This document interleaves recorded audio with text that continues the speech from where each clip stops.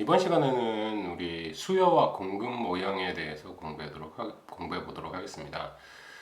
수요 공급 모형은 우리가 지금까지 경제학적인 모형에 대해서 하나씩 살펴보고 있는데요. 그리고 그 지난 시간에는 특히 우리 생산 가능 곡선의 모형 살펴보았고, 이번에는 경제학에서 가장 중요하다고 말할 수 있는 수요와 공급 모형 되겠습니다. 수요 공급 모형은 시장 이론에서 이 시장 이론이라고 불릴 수 있고요. 시장을 정의함으로써 시장에서 관찰할 수 있는 수요와 공급이 어떻게 만나고 어떤 역할을 서로 상호작용을 하면서 어떤 결과가 도출될 수 있는지를 바라보는 것이 되겠고요. 이 모형의 기본적인 아이디어들이 경제학 내에 공부하는 내내 녹아나 있기 때문에 수요 공급 곡선, 수요 공급 모형 제대로 이해하는 것이 정말 중요하다고 할 수 있습니다. 그래서 좀 더 깊이 있게 또는 좀 더 추가적으로 꼭 교과서를 통해서 또는 다른 경제학 서적을 통해서 좀 더 고민해보고 복습해보고 연습해보기를 부탁드립니다. 가장 중요하다고 할 수 있는 경제학에서 가장 중요하다고 할 수 있는 수요 공급 모형 한번 살펴보도록 할게요.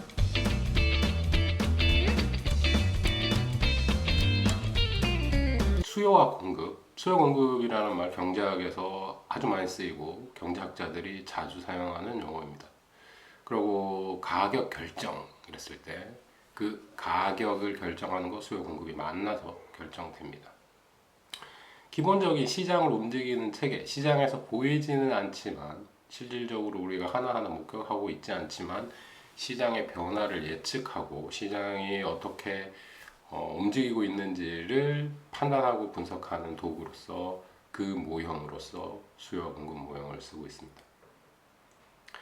우리 출발점은요, 경쟁시장에 대해서 살펴볼 건데, 경쟁시장이 아닌 다른 종류의 시장 구조가 많이 있습니다. 독점이라는 거 우리 많이 들어봤을 거고요. 독점은 하나의 공급자만 존재하는 거죠. 독점, 과점, 불완전 경쟁이라고 통틀어서 얘기할 수 있는데, 독점적 경쟁 이런 시장 구조들이 있지만 기본 출발점으로 우리가 바라볼 거, 오늘 생각해 볼 거는 경쟁 시장에 대해서 바라보게 되겠습니다. 경쟁 시장을 기반으로 수요와 공급이 어떻게 움직이고 수요와 공급에 대해서 그 역할에 대해서 하나하나 살펴보는 시간이 되겠고요. 그럼 수요와 공급 모형, 수요와 공급을 목격할 수 있는 곳 하면 바로 시장입니다. 이 시장에 대해서는 제가 처음에 첫 시간에서 언급한 바가 있어요. 소개 시간, 경제학 수업 만나는 첫 번째 만나는 시간에서 제가 이런 얘기 하죠. 경제학에 대해서 느낌, 경제학이라면 떠오르는 단어를 생각해봐라. 네. 그 중에서 가장 중요하다고 생각되는 한 단어를 나는 꼽을 수 있는데 한번 맞춰봐라. 이런 질문들을 하게 되는데, 그 와중에 가장 가까운 정답에 가장 가까운 그 계기 또는 정답에 가까워지는 단어 중에 한 가지가 바로 이 시장이 되겠습니다. 근데 이 시장이라는 거예요.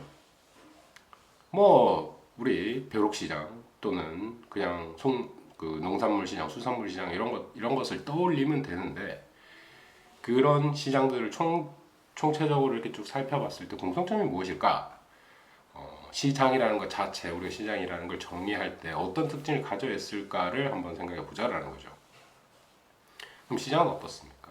경제학에서 얘기하는 시장이라는 거, 네, 간단하게 얘기하자면 균형 가격이 결정되는 곳이다 라고 결론을 내릴 수 있어요. 그 균형이라는 단어를 저는 항상 강조하고 있었죠. equilibrium입니다. 그 균형이 발생하기 위해서는 수요와 공급이 만나야 돼요. 그 수요와 공급이 만난다는 거, 우리 수요랑 공급이라는 경제학적인 용어를 사용하고 있지만 사실은 생산자, 소비자라고도 얘기할 수 있고 판매자와 구매자라고도 얘기할 수 있습니다. 생산자의 그룹, 구매자의 그룹. 그 반대편의 의도를 가진 사람들이 모여가지고 거래를 하다 보면 균형 가격이 형성된다는 거죠. 그 본능적인 목표, 본능적인 어떤 그들의 목적 이런 것들을 생각해 보면은 그 사는 사람이랑 파는 사람이랑 다르겠죠. 최고의 상품, 내가 원하는 어떤 특징을 가진 상품을 아주 저렴한 가격에 사고 싶어하는 게 구매자, 그러니까 소비자일 것이고, 생산자는 제가 가지고 있는 물건, 만들어 있는 물건을 똑같은 질, 양을 가장 높은 가격에 팔려고 하는 의도를 가지고 있습니다. 그 의도에 맞게 시장에 나와서 거래를 해야지 이제 실질적인 생산을 하는 그 목적에 맞는 거니까 거래를 하기 위해서 그 사람들이 만났을 때 작용 반작용이 일어날 거고 상호작용이 일어날 거고 그 상호작용 속에서 어떤 거래 지점이 생겨나게 되는데 그 모임들, 그러니까 생산자도 무수하게 많고 소비자도 무수하게 많은 그 한 곳에 모이는 시장에서 결정되는 가격, 거래되는 가격, 그거를 균형 가격이라고 본다는 겁니다. 자, 경쟁시장을 정의하기 위해서는 또 이제 그 전에 이제 시장이라는 개념에 생각해야 된다는 것이고요. 그 시장, 수요와 공급이 만나는 곳, 균형 가격이 결정되는 곳, 거래가 이루어지는 곳, 이렇게 이해를 하시면 시장에 대한 대략적인 이해가 됐다라고 생각됩니다. 그렇게 시장이라고 하면 아까도 말씀드렸지만 우리가 물질적으로 보이는 시장은 아주 쉽게 얘기하고 떠올릴 수 있습니다. 수산물 시장, 농산물 시장, 그 다음에 전자제품 시장, 그건 시장이 아니라 무슨 판매점 이렇게 느껴지지만 그런 거래가 이루어지는 모든 곳을 시장이라고 얘기할 수 있고, 요새는 학생들이 아주 편하게 쿠팡이라든지 아마존이라든지 이런 것들이 시장으로 간주되고 있다. 온라인이라고 해서 그게 시장이 아닌 게 아니다. 거래가 일어나는 곳이 있다면 그것이 시장이다. 중고 상품을 거래하더라도 직접적인 생산자는 아니지만 판매하는 사람이 있고 사는 사람이 있죠.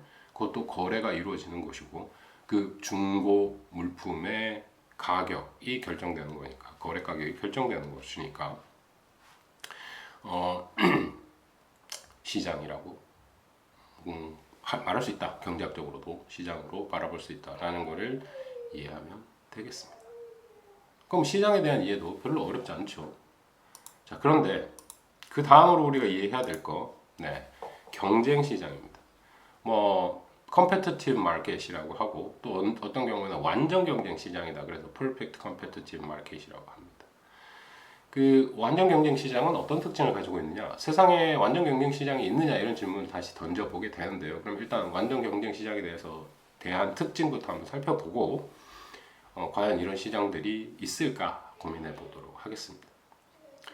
자, 완전 경쟁 시장이라는 거 출발점은 어떠해야 되느냐? 상품이 동일한 질이어야 됩니다. 동일한 상품이에요. 동일한 질이어야 돼요. 내가 어떤 생산자한테 사더라도 똑같은 퀄리티, 똑같은 질의 상품을 살 수 있어야 돼요. 어떤 놈은 질이 조금 뛰어나고 어떤 상품 질이 조금 떨어진다. 한국의 사과는 일본 사과보다 질이 더 좋다. 이러면은 그 상품이 동질적이지 않기 때문에 사실 완전 경쟁 시장으로 간주할 수 없습니다. 그 하나하나의 상품들을 특징들을 부각해 가지고 마케팅을 하기도 하죠. 질적으로 별반 차이가 없는 것 같은 물건들도 우리가 광고를 바라보면 아주 다르게 이야기를 합니다. 그렇게 광고를 볼 수 있다. 어떤 상품의 광고를 볼 수 있다. 이러면 완전 경쟁 시장이 아니다라고 간주할 수 있는 거예요. 왜냐하면 그 생산자들이 광고를 한다라는 거는 상품의 질이 다르고 아니면은 소비자의 그 효용 가치가 조금씩 다르고 기호가 조금씩 다르고 이런 부분들을 노리고 더 상품을 많이 팔려고 하는 노력이기 때문에 완전 경쟁의 범주에 이론적으로는 들어가지 않는다. 이렇게 이해하시면 됩니다. 반대로 판매하는 상품이 동질적이어야 된다. 호모지니어스 프로덕트라고 하는데 동질적인 상품들을 그 시장 내에서 거래하는 것이어야 한다. 그게 첫 번째 중요한 완전 경쟁 시장의 특징 중 하나입니다. 다음은 뭐냐? 수많은 공급자가 있어야 된다. 그러니까 한 명이면 독점이죠. 생산자가 한 명이면 독점입니다. 그런 불완전 경쟁 시장을 고려하는 게 아니라 완전 경쟁 시장을 고려하는 것이다. 완전 경쟁 시장이라는 걸 정의를 하고 가정을 하고 특징들을 살펴보면 호모지니어스 프로덕트여야 되고 생산자와 소비자가 아주 많아야 된다라는 겁니다. 그러니까 소비자 수가 한 명인 경우, 생산자 수가 한 명인 경우 독점이라든지 불안정 경쟁, 그러니까 시장에 대한 마켓 파워라고 하는데 시장 지배력이 아주 높게 되죠. 그 한 사람이. 내 물건 아니면 아무도 못 사. 그러면 내가 그 물건을 생산하는 유일한 사람이야. 그러면 네, 가격을 마음대로 조정할 수 있겠죠. 왜요? 내가 시장을 지배하는 시장 지배력, 시장 장악력이 크기 때문에. 그래서 그런 상황이 있어서는 안 된다. 경쟁 시장에서는. 그래서 수많은 소비자와 수많은 공급자가 존재한다라는 조건이 붙습니다. 이 경우 어떤 현상이 생기느냐? 한 명, 그 수많은 사람 중 수많은 소유자와 수많은 공급자 중에 한 명이 난 더 이상 이 가격에 물건 못 팔겠어. 나는 이 가격에 물건 안 사고 이런 싸게 사고 싶어. 이런 마음을 가진다고 해서 그 시장의 균형 가격에 영향을 주지 못하게 되는 것입니다. 동질적인 상품이라서 이놈한테 사나 저놈한테 사나 똑같은 거죠. 생산자가 어떤 사람이든 우리 고려를 하지 않습니다. 물건만 사면 돼요. 동질적인 상품이니까 균형 가격에. 그러면 만약에 어떤 생산자가 무수히 많은 생산자 중에 한 명이 난 도저히 이 가격에 공급하기 싫어. 이윤을 더 남기기 위해서 1원을 더 붙여야지. 자, 이렇게 했다고 칩시다. 그 물건이 팔릴까요? 팔리지 않는다라는 거죠. 완전 경쟁 시장에서 균형에서 벗어난 가격을 균형보다 높은 가격을 제시하면 물건이 하나도 팔리지 않고 다른 사람한테 그 물건을 사게 될 겁니다.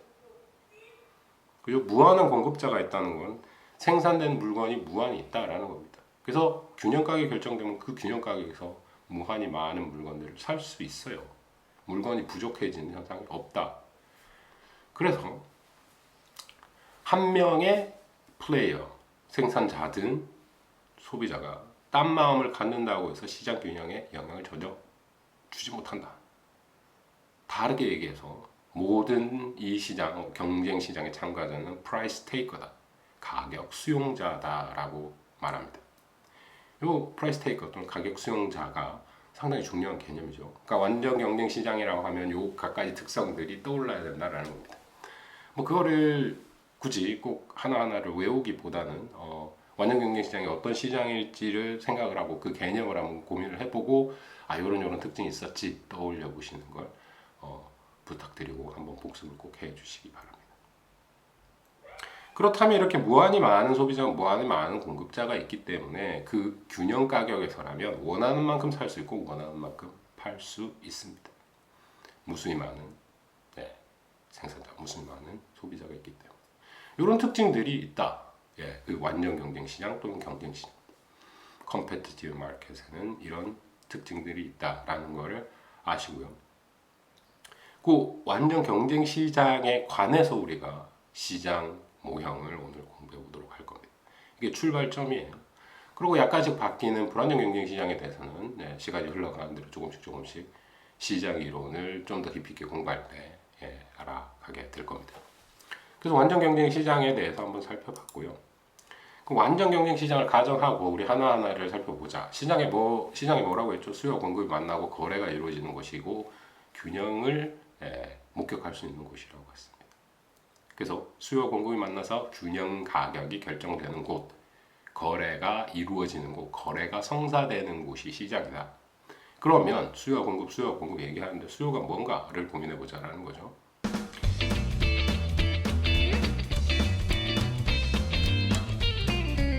그 수요를 고민할 때,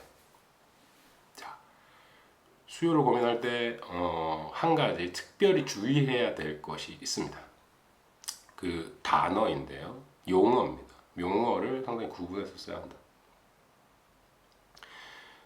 수요량이라는 단어가 있습니다. 그리고 수요라는 단어가 있고요. 수요를 쓸 때는 수요가 의미하는 바는 수요 곡선 자체를 의미한다. 수요량을 의미할 때는 수요 곡선 상에 있는 각각의 거래량을 의미한다를 이해를 하셔야 된다. 그 두 단어를 아주 구분을 해야 된다. 그 논리하고 똑같이 수요 곡선에 대해서 우리 공부를 쭉 하고 공급 곡선에 대한 이해 또는 공급에 대해서 이해를 하게 될 텐데 한번 수요를 하고 나면 그 반대로 일어나는 반대쪽에 역할을 하는 거기 때문에 그 셋업 자체, 그 바탕 자체랑 똑같습니다. 그래서 아주 쉽게 이해를 하고 쉽게 패스할 수 있어요. 각가지를 너무 깊게 이렇게 얘기를 안 해야 된다 이거죠.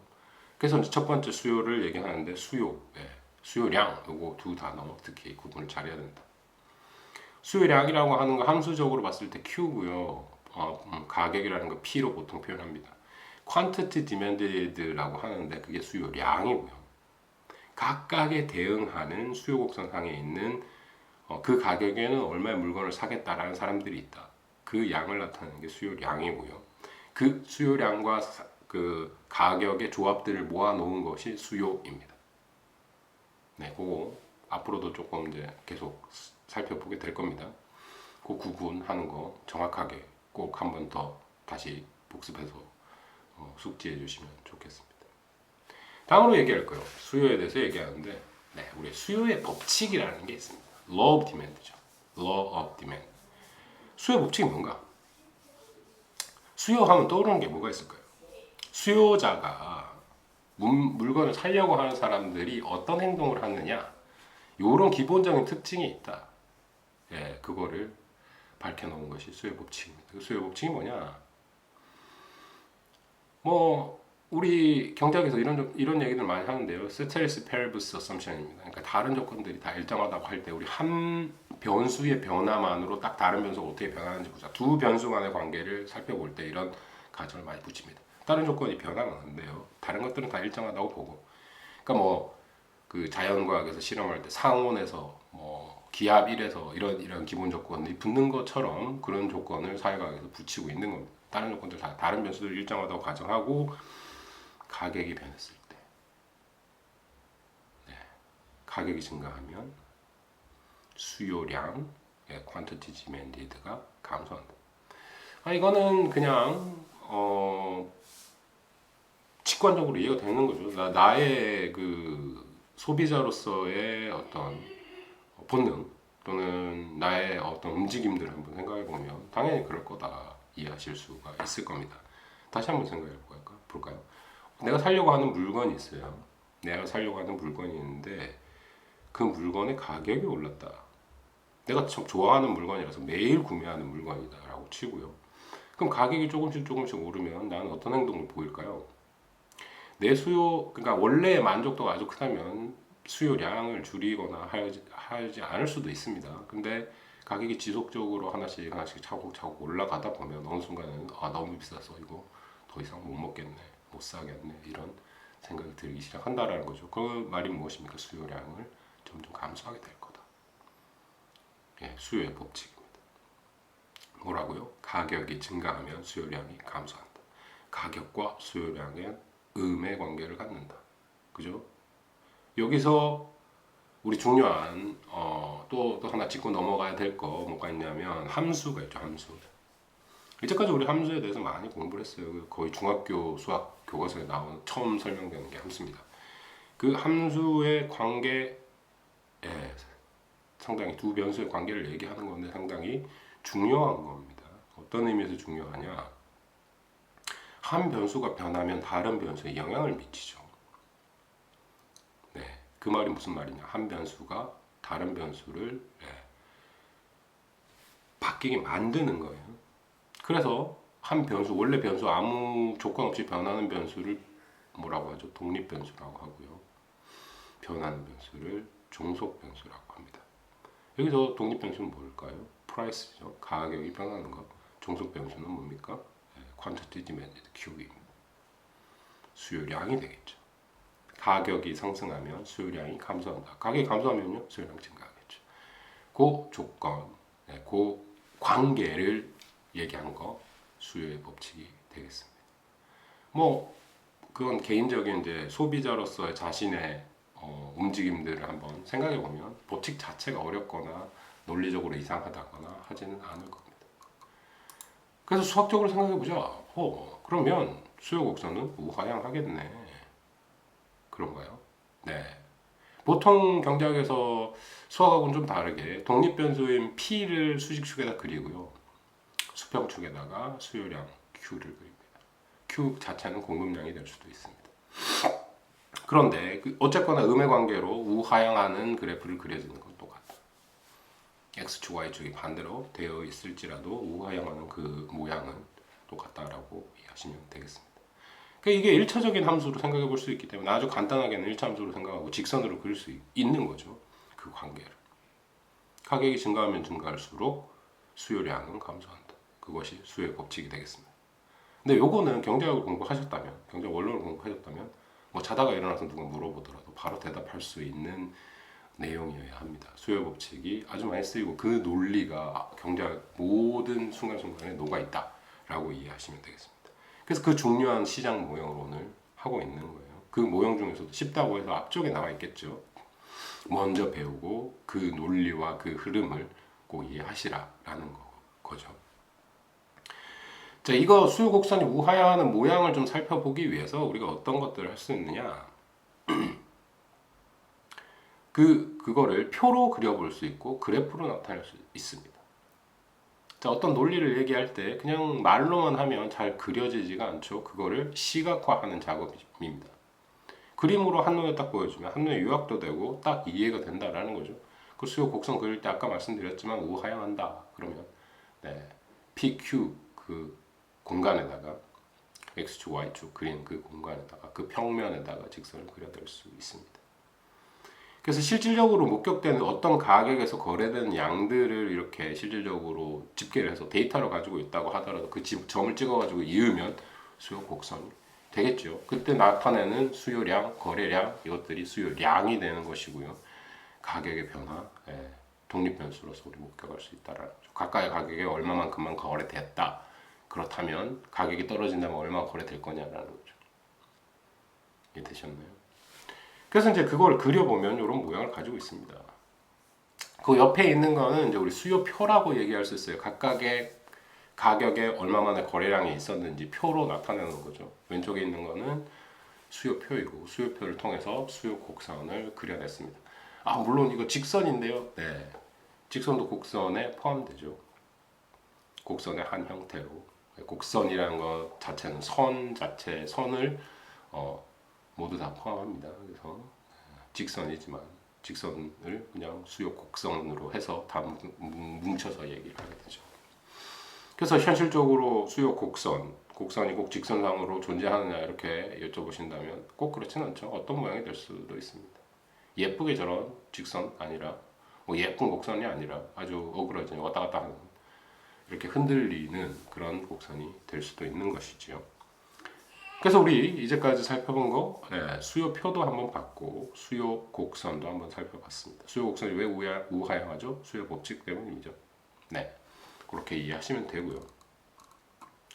자, 그러면 그 다음으로 시장 수요라는 거를 한번 생각해보죠. 이거는 이제 지금 개별적인 개인들의 행동을 우리가 한번 그려본 거죠. 가격이 증가할 때 개별적으로 나의 소비량을 줄일 것이다. 근데 시장에는 나 혼자만 가는 게 아니잖아요. 무수히 많은 사람들이 있다라고 했습니다. 경쟁 시장의 경우에는. 그렇다면 그 시장 수요, 그 개별적인 수요가 뭉쳐진, 합쳐진, 총계된 그 시장 수요는 무엇인가?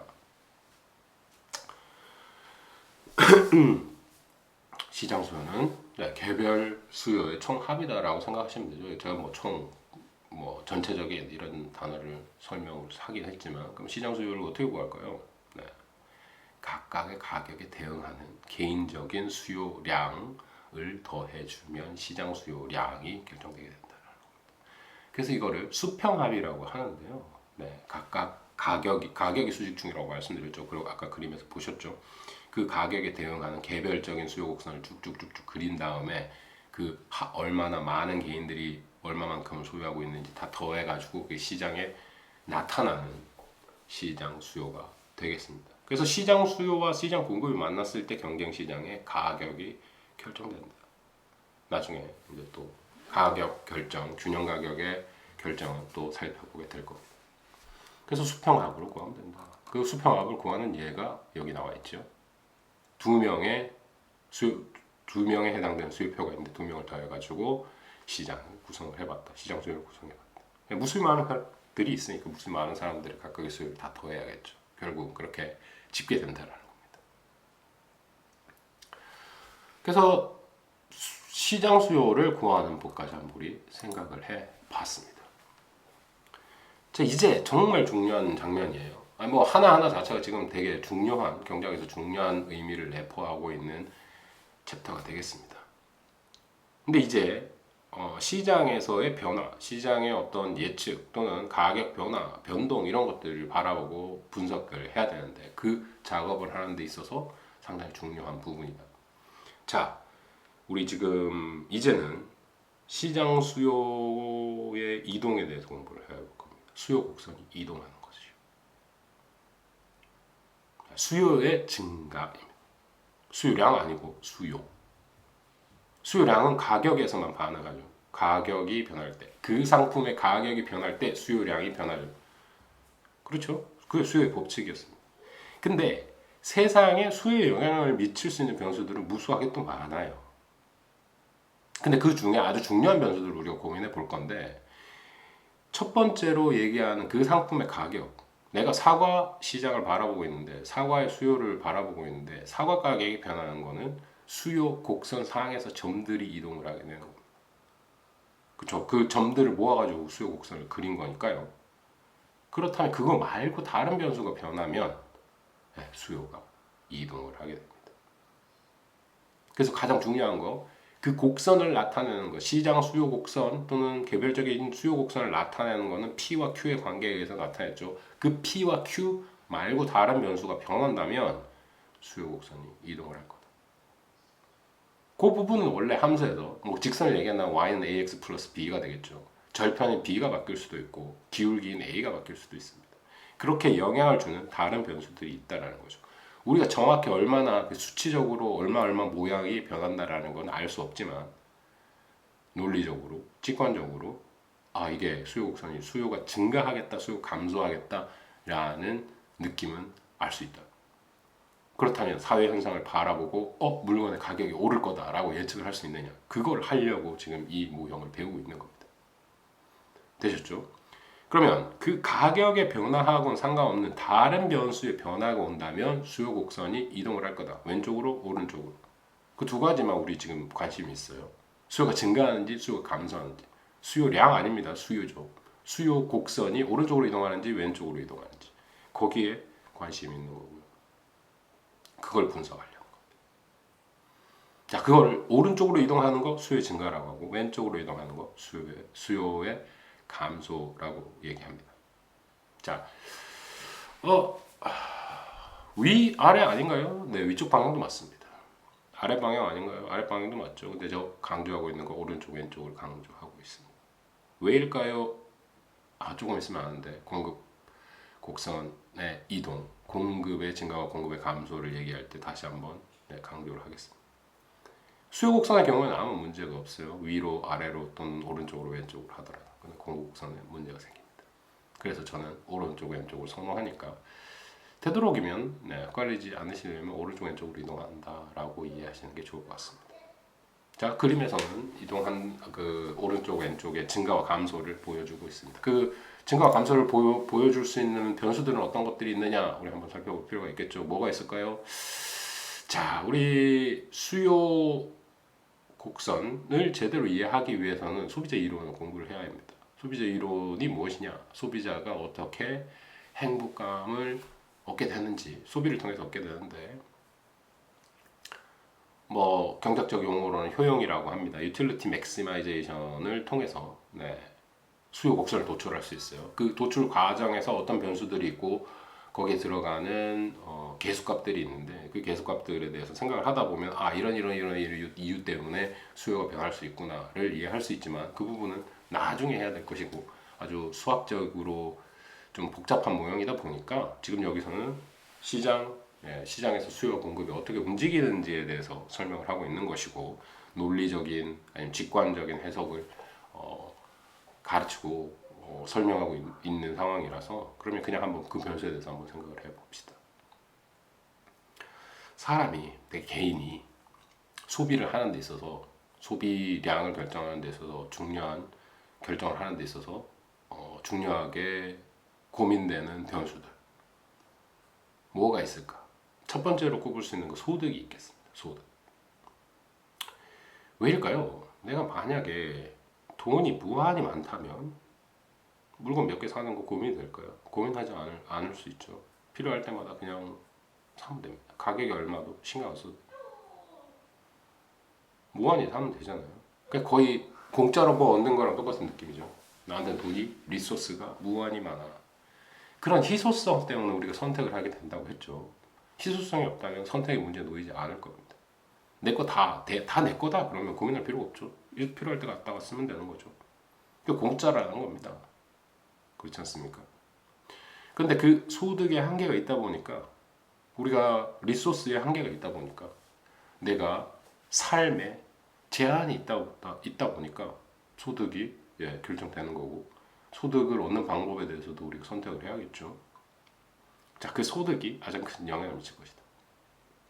소비 패턴이 바뀝니다. 대학생일 때랑 직장이 돼가지고 정규적인 어떤 직업을 가지고 정규직으로 일을 하고 월급이 정해져 있고 그러면 어느 수준의 생활 수준이 바뀌고 소비 수준이 바뀌겠죠.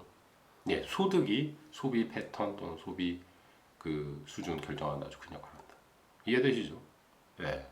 소비, 수요에 소득이 아주 큰 영향을 미친다. 소득이 증가하면 어떻게 되겠습니까? 수요가 증가하겠죠. 평균적으로 모든 물건에 대해서 수요를 더욱 많이 하게 될 겁니다. 소득이 감소하면요, 수요가 감소하게 되겠죠.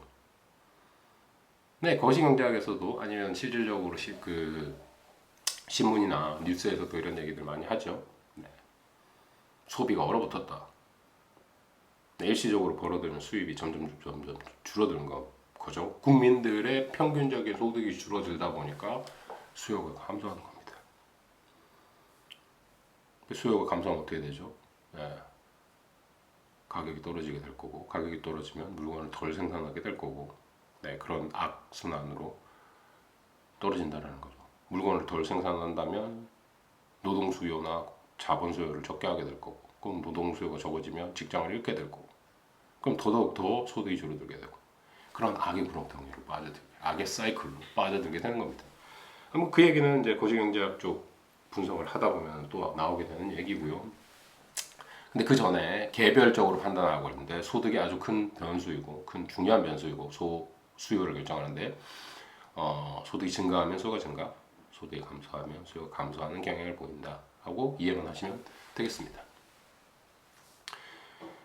자, 그 다음에 어떤 부분이 있느냐? 우리가 어떤 물건을 이렇게 살펴볼 때 소비 물건을 살펴볼 때 세상에 아주 무수히 많은 물건들이 있죠. 무수히 많은 물건들이 있습니다. 근데 그 상품들 사이에 관계가 있죠. 어떤 경우가 있느냐?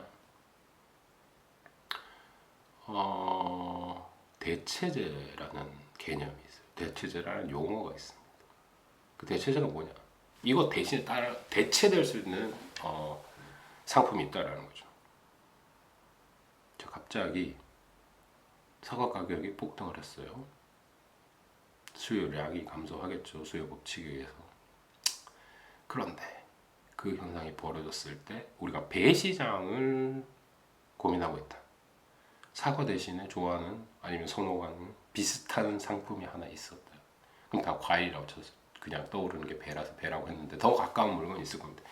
배 수요가 어떻게 된다? 사과를 소비하는 대신에 난 배 먹을래 해서 배 수요가 증가할 수 있다는 거죠. 연관된 상품의 가격이 변화함으로써 우리가 분석할 그 시장 모양, 수요, 어떤 상품의 수요가 바뀔 수 있다.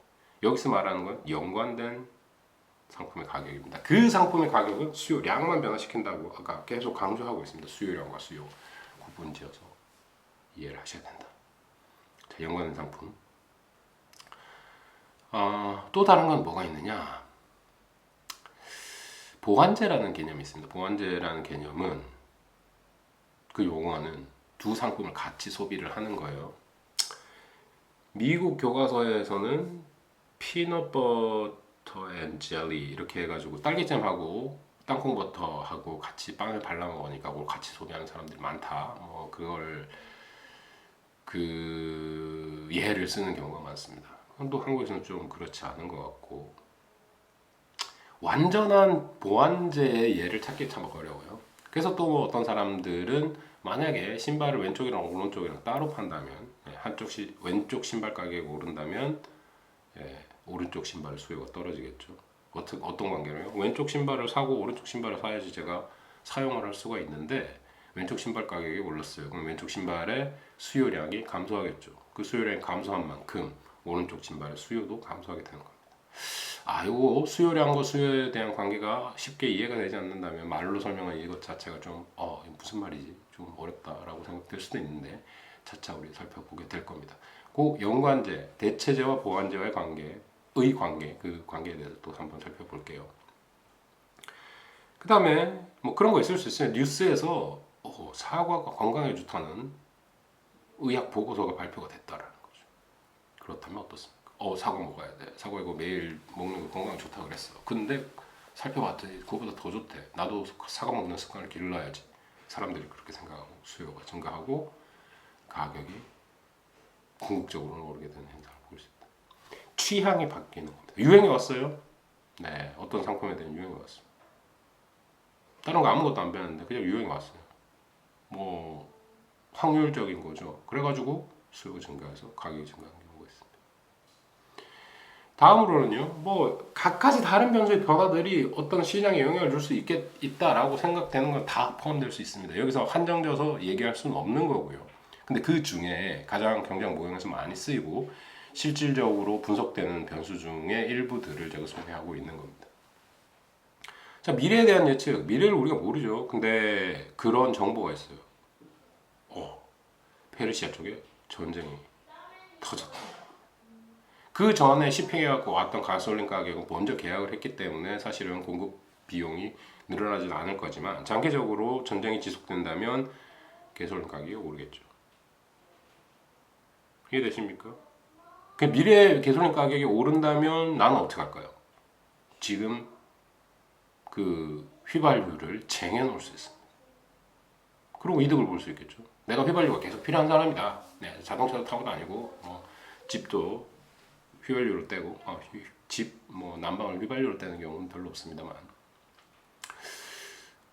그렇더라도 내가 차를 많이 타고 다닌다면 휘발유를 사가지고 쟁여놓을 필요가 있겠죠. 그러려는 유인이 있습니다. 수요가 증가하겠죠. 미래에 가격이 오를 거라는 사실을 확신하고 수요가 변할 수 있다. 그럼 그런 미래에 대한 예측 또한 수요에 영향을 준다는 겁니다. 다음으로는 또 그런 것도 있을 수 있어요. 갑자기 이 동네에 이사를 많이 오게 됐어. 그러면 이 동네 물가가 오르겠죠. 왜 그런가요? 네, 숫자가 많아진다는 건 수요량, 일반적인 수요 자체가 증가한다는 겁니다. 수요가 증가하면 논리적으로 가격이 증가하게 되겠습니다. 그 가격이 변화하는 예측까지는 예측 부분은 또 나중에 또 다시 한번 살펴보게 될 테니까 지금은 걱정 안 하셔도 되고요. 자, 그래서 수요 곡선이 이동하는 거, 그 가격 자체, 그 상품 가격 자체 말고 다른 것들이 변화가 왔을 때 수요 곡선에 변화를 일으킨다. 증가한다면 오른쪽, 감소한다면 왼쪽이다. 이렇게 이해하시면 되겠습니다. 자, 각각을 뭐 살펴볼 수 있죠. 근데 소득에 대해서 조금 더 말씀드린다면, 그런 경우가 있다. 아주 특이한 경우가 있습니다. 어떤 경우가 있느냐? 소득이 증가했음에도 불구하고 수요가 감소하는 현상을 보이는 상품들이 있다. 보통은 소득이 증가하면 수요가 증가합니다. 그래서 소득이 증가할 때 수요가 증가하는 현상을 보이는 상품을 정상제라고 합니다. 정상적이다라는 거죠. 노멀 굿입니다. 노멀하다는 거죠. 그런데 안 그런 거.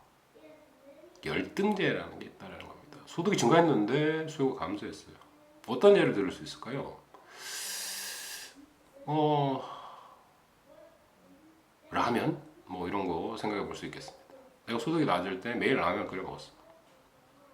대학생일 때 뭐 소득이 그다지 높지 않다 보니까 라면으로 끼니를 연명하는 경우가 많았습니다. 학식이 될 수도 있겠죠. 싸니까 학식만 먹었다. 근데 내가 직장인이 되고 뭐 대학에서 어떤 파트타임 잡을 하고 뭐 이래서 소득이 좀 늘었다면 더 이상 다 라면 안 먹을래. 이렇게 된다라는 거죠. 라면 대신에 다른 뭐 식품을 사게 돼서 라면 수요가 떨어진다. 미국에서는 햄버거 얘기 많이 하는데요. 맥도날드 프랜차이즈 햄버거 얘기 많이 합니다. 예, 소득이 낮을 때 프랜차이즈 정크푸드라고 얘기하는 그 맥도날드 맨날 먹다가 소득 수준이 늘어나면 네, 너 돈 많으면 쓸 돈이 있으면 더 이상 햄버거 안 먹고 햄버거에 프렌치 프라이즈 안 먹고 나가고 스테이크 먹겠다라는 거죠. 아니면 또 고메이 햄버거 하는 집에 가서 뭐 햄버거 사 먹는다라는 겁니다. 그런 재화들 소득이 증가했을 때 수요 감소하는 재화들이 있는데 그거를 열등제라고 한다. 이 열등제 중에도 아주 기가 막힌 놈이 하나가 있는데 그게 기펜굿이라고 해요. 기펜이라는 학자가 발견한 겁니다. 예전에 감자가 그런 현상을 보였는데 쌀이 그런 현상을 보였는데 뭐 그런 거죠. 소득이 증가했는데 네, 수요가 감소하고 그 감소하는 폭이 너무 커서 네, 가격에도 영향을 주는 가격에 음으로 영향을 주는 그래서 수요 곡선이 우하향하지 않는 그런 상품들이 있더라라는 거죠. 그거를 꼼꼼히 살펴봤더니 열등제 중에서도 아주 지독한 열등제인 경우에 수요 곡선이 우하향하지 않을 수 있다라는 걸 보인 그런 예가 되겠습니다.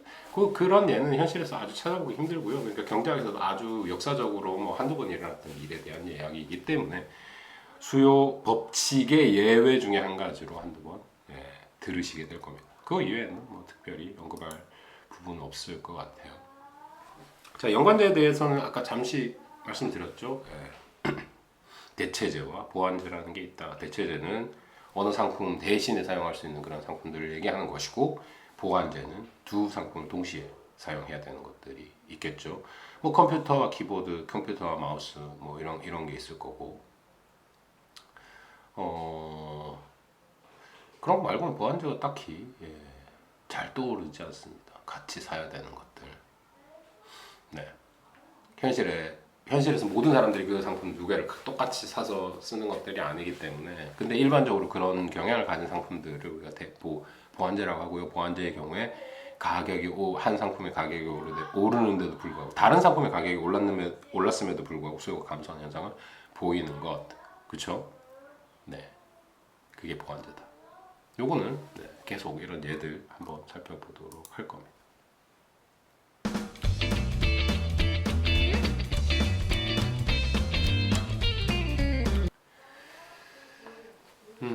그래서 수요와 공급 변화에 대한 우리 얘기를 쭉 해오고 있었는데 이제는 공급에 대해서 한번 살펴보도록 하겠습니다. 공급에도 똑같죠. 그 지금 했던 내용들의 모든 용어들을 똑같이 공급만 집어 넣으면 됩니다. 자, 첫 번째로 할 거 공급량이 되겠습니다. 그렇죠? 가격에 상응하는 quantity 그게 공급량입니다. 네. 그럼 공급의 법칙이 뭐죠? 공급자의 경우에는 가격이 증가하면 공급량을 증가시키는 경향이 있겠죠. 네.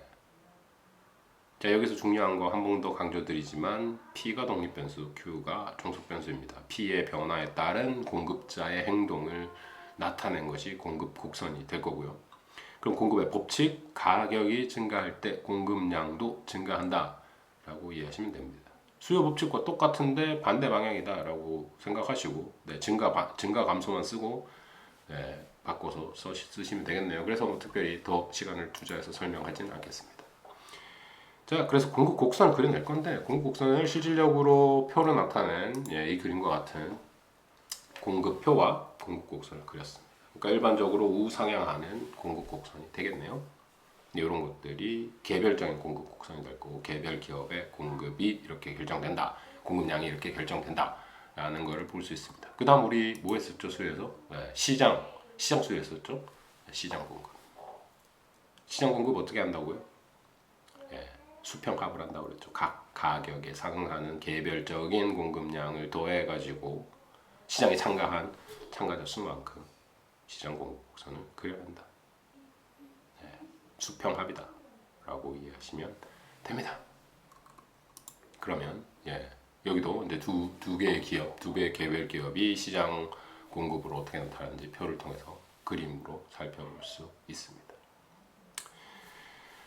쭉 보시면은 뭐 특별히 다른 내용이 없죠. 자, 다음 우리 뭐 했습니까? 수요 곡선에 이동했었습니다. 그래서 똑같은 순서로 공급 곡선에 이동 생각해 보겠습니다. 공급이 증가하고 공급이 감소할 수 있죠. 네, 어떠한 이유 때문에. 자, 여기서 말씀드리는 거 그림처럼 공급 곡선이 증가하면 오른쪽으로, 공급 곡선 오른쪽으로, 공급 곡선이 감소하면 왼쪽으로 이동합니다. 여기서 위아래가 아니다라는 거죠. 공급 곡선이 위로 이동한 것처럼 보이는 건 왼쪽으로 이동한 겁니다. 감소한 겁니다. 감소인데 위로 간다? 논리적으로 좀 이해가 잘 안 되니까. 그리고 수요하고 매치가 안 되기 때문에 왼쪽 오른쪽으로 하겠습니다. 공급의 감소 왼쪽, 공급의 증가 오른쪽입니다. 이해되셨죠? 그래서 제가 왼쪽 오른쪽을 강조하는 겁니다.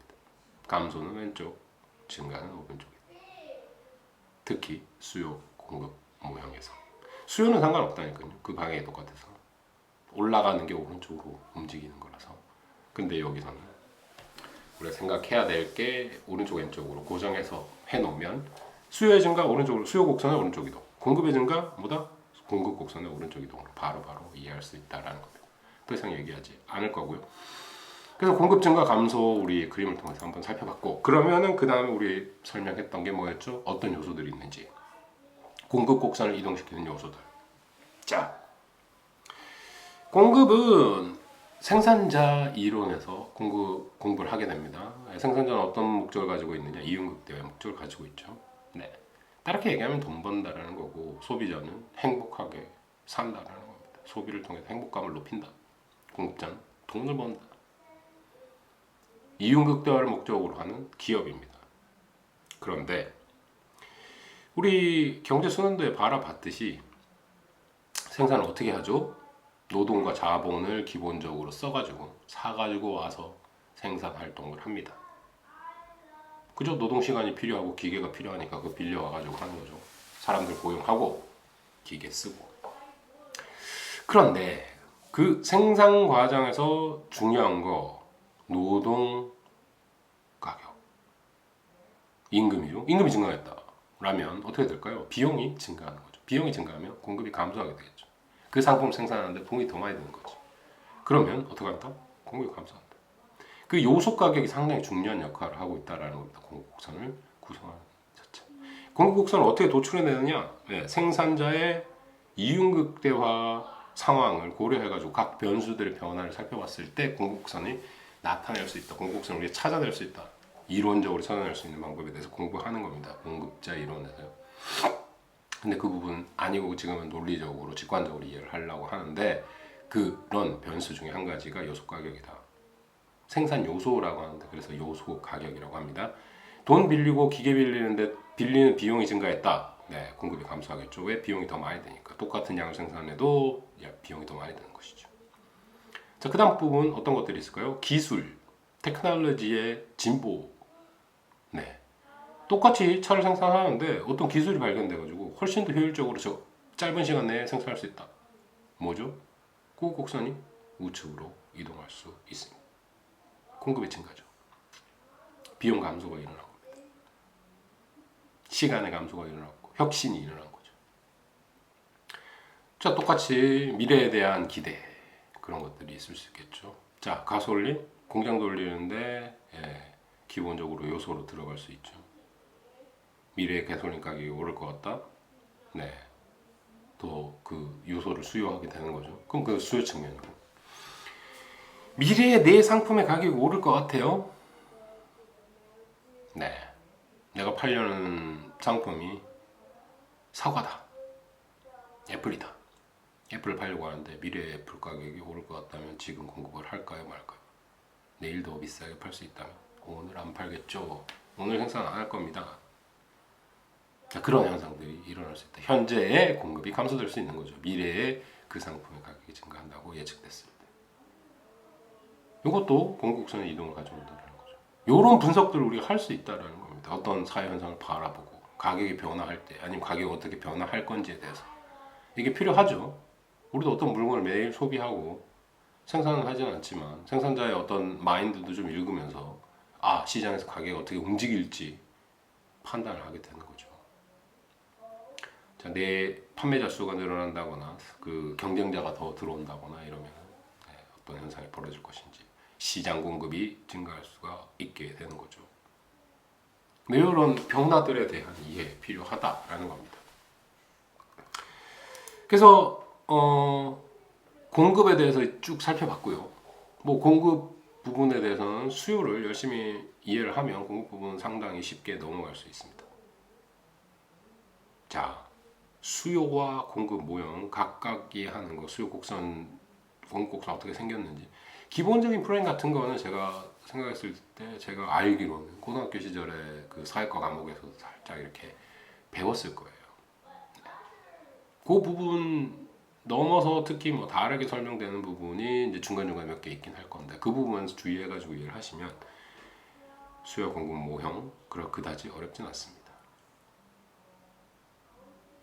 그리고 요 모형을 잘 이해해야 앞으로 다음으로 나가는 경제 모형들 아주 다 뭐 쉽게 이해할 수 있는 것이고 그거를 이제 우리가 그래프로 계속 그리다 보니까 수학적인 어떤 이해력도 조금 있어야 되고 함수에 대한 이해도 있어야 되고 뭐 이런 부분들이 조금 부차적으로 필요하긴 합니다.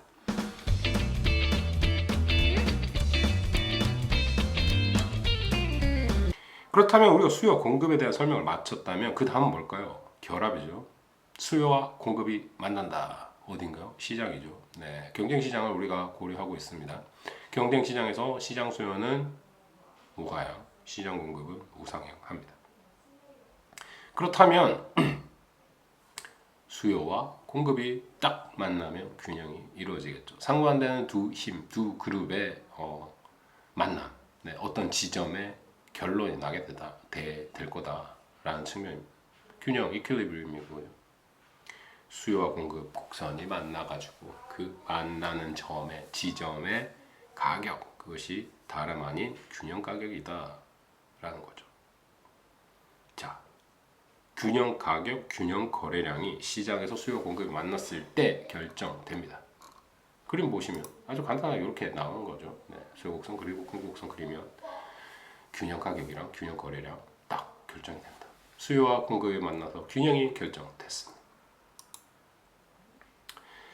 자, 이 경우에 균형 가격이 결정이 됐는데 어떤 사람이 또는 어떠한 이유 때문에 어떠한 정부의 규제 때문에 균형에서 벗어나게 됐다면 자연적으로 시장의 힘이 어떻게 작용할 것인지에 대해서 고민을 해보는 과정입니다. 어떤 이유인지 모르겠는데 가격이 갑자기 올랐어요. 그러면 그게 균형 가격으로 돌아갈까요? 아닌가요? 그 지점에서 머물까요? 이런 고민들을 해볼 수 있다는 거죠. 일시적인 현상으로 가격이 뛰었는데 차차 안정화될 거야. 이런 얘기들을 하는 경우, 네, 우리 생각해 볼 수 있습니다. 자, 지금 특별한 이유 때문에 가격이 균형 가격보다 높다고 생각을 해봅시다. 균형 가격이, 요 그림에서 나오는 것처럼요. 균형 가격보다 일시적으로 가격이 높다. 가격이 높은 경우 어떻습니까? 공급자의 마인드를 생각해 본다면 공급량을 늘리겠죠. 수요자는 수요량을 감소시킬 겁니다. 그 해당하는 가격 라인을 그어 보면 어떤 현상이 벌어지죠? 그 가격에 해당하는 공급량은 그 가격에 해당하는 수요량을 초과합니다. 공급 과잉이죠. excessive supply. 시장에 물건이 생산된 물건 많은데 살려고 하는 사람이 없어요. 어떻게 되나요? 재고가 쌓이겠죠. 재고가 쌓이는 경우 어떻게 됩니까? 가격이 떨어지겠죠. 왜요? 재고가 쌓이는 거, 재고를 홀드하고 있는 재고량을 가지고 있는 것 자체로도 기업의 비용이 발생을 합니다. 기업 입장에서는 그거 어디 나가가지고 빨리 싸게라도 팔고 싶어 하겠죠. 그런 움직임이 어떻게 만든다? 시장 가격을 이렇게 떨어지게 만든다. 그래서 일시적으로 일어났던 공급 과잉 현상은 가격을 떨어뜨리는 압력을 가져와가지고 가격이 차차차차 떨어질 거다. 언제까지? 균형에 이를 때까지. 균형에 이르렀어요. 움직일 유인이 있습니까? 없습니다. 자, 반대의 경우 가격이 시장 균형 가격보다 낮았다라는 거죠. 그렇다면 어떨까요? 수요량은 그 해당하는 가격에 많고 공급량은 그 해당하는 가격에 그 수요량보다 낮습니다. 수요 과잉이죠. 과잉 수요입니다. 과잉 수요. excessive demand. excessive demand인 경우 어떻습니까? 내가 물건을 원하는데 살 수가 없는 거야. 공급량이 그만큼 안 되잖아요. 살 수가 없어요. 그럼 사람들이 어떻게 합니까? 암시장 같은 게 발생할 수 있죠. 나 꼭 가고 싶어. 꼭 사고 싶어. 근데 물건이 없단 말이죠. 그러면 공급자한테 찾아가가지고 내가 2원 더 줄 테니까 나한테 먼저 팔아 이렇게 얘기할 수 있는 겁니다. 그렇게 되면 어떻게 되겠죠? 차차차차 그런 사람들이 생기다 보면 차차차차 가격이 상승하게 될 거고 균형 가격까지 오르게 될 거다라는 얘기를 할 수 있습니다. 그래서 요 공급 과잉과 수요 과잉 거기에서 발생하는 힘이 가격의 변화를 이렇게 만들고 균형 가격으로 돌아가게 만든다라는 것을 보여주는 그림이 되겠습니다. 공급 과잉, 수요 과잉의 경우에 균형 가격으로의 획이 어떻게 되는지를 한번 살펴봤고요. 마지막으로 이제 우리가 살펴볼 거는 이거 뭐 다음 시간 내일이나 뭐 이런 시간에 우리 만나게 되면은 연습 문제로 한번 꼭 풀어보는 그런 내용들이 될 겁니다. 뭡니까? 우리 수요의 이동에 대해서, 공급의 이동에 대해서 공부를 했죠. 그러면 어떤 현상이 벌어졌을 때 수요가 어떻게 바뀌고 가격은 어떻게 변할 것인지에 대한 예측, 분석을 할 수 있다는 거죠. 자, 하나의 예를 한번 들어보겠습니다. 아주 더운 여름이에요. 날씨가 더워요. 그러면 그 더운 날씨는 사실 뭐 시장 모형에는 안 들어 있죠. 시장 모형에 안 들어 있습니다. 아이스크림 시장을 생각해 봅시다. 아이스크림 시장을 생각해 보면 수요와 공급이 만나가지고 균형이 이루어지고 있었겠죠. 날씨가 오늘 무지 더워요. 어떤 쪽에 영향을 받겠습니까? 자, 덥다는 거 사람들이 더워서 아이스크림 더 많이 사 먹으려고 할 겁니다. 아이스크림 가격 변한 거 아니죠? 수요 곡선이 이동을 합니다. 수요가 증가하는 거죠? 수요 증가합니다. 수요 곡선이 오른쪽으로 이동을 하겠네요. 그러면 이 그림과 같이 수요 곡선이 오른쪽으로 이동한다면 가격이 어떻게 된다고요? 가격이 증가하게 되는 거죠. 이해되시죠? 그렇게 어려운 건 아니에요. 이거 가지고 분석을 할 수 있는 거죠. 어떤 현상, 신문을 딱 읽다가 뭐 시장에 대한 어떤 내용이 나왔다. 그러면 뭐 가격이 올라가겠네 이런 예측을 할 수 있다라는 겁니다. 누구나 그렇게 시장에 대한 예측이 가능하다. 근데 뭐 그렇게 단순하게 항상 이루어지는 건 아니죠. 왜냐하면 아주 많은 변수들이 있으니까요. 그리고 미래에 대한 예측, 인간의 예측이 뭐 맞을 확률이 아주 낮습니다. 그래서 요런 변화들을 우리가 분석해낼 수 있다 이제. 자, 그 다음에 우리 공급 뭐 예를 들어볼 수 있는 거, 공급적으로 한번 예를 들어볼까요? 먼저 얘기를 해드렸네. 공급적으로 고민 한번 해봅시다. 공급 곡선의 이동을 얘기를 한다면, 어느 날 태풍이 와가지고 과수원에 배가 다 떨어졌어요. 어떤 지역이겠죠. 개별적으로 아주 상당한 피해를 입었습니다. 근데 시장 자체는 어떤 현상이 벌어질까요? 자, 우리 논리적으로, 직관적으로 이런 생각이 나죠. 어떻게 해요? 배 가격 오르겠네 이런 생각이 듭니다. 그죠?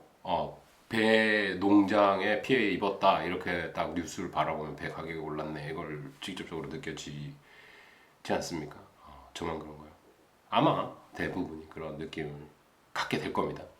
근데 거기에 우리가 설명을 아니면 생각을 중간 과정을 하지 않았지만 아주 논리적으로 맞는 모델을 따진다면 여기 그림처럼 생각하면 된다라는 거죠. 배 농장에 피해가 있었다 라면 배의 공급 곡선이 왼쪽으로 감소하는 거겠죠. 이동하는 거. 그러면 시장 균형을 우리가 생각해 본다면 가격이 올라가게 되는 거죠. 균형 거래량도 줄어들고요. 이해되십니까? 이 부분들 상당히 중요한 부분입니다. 이거 이제 응용하는 부분인데, 이 응용하는 부분들 좀 깊이 있게 고민을 해 보시고,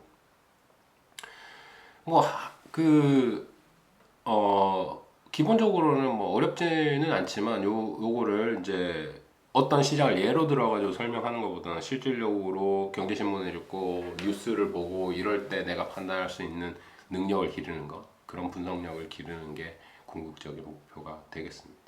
이런 비슷한 연습 문제 같은 걸로 내일 한번 우리 또 풀어보도록 하고요. 오늘은 여기서 마무리를 지어보도록 하겠습니다.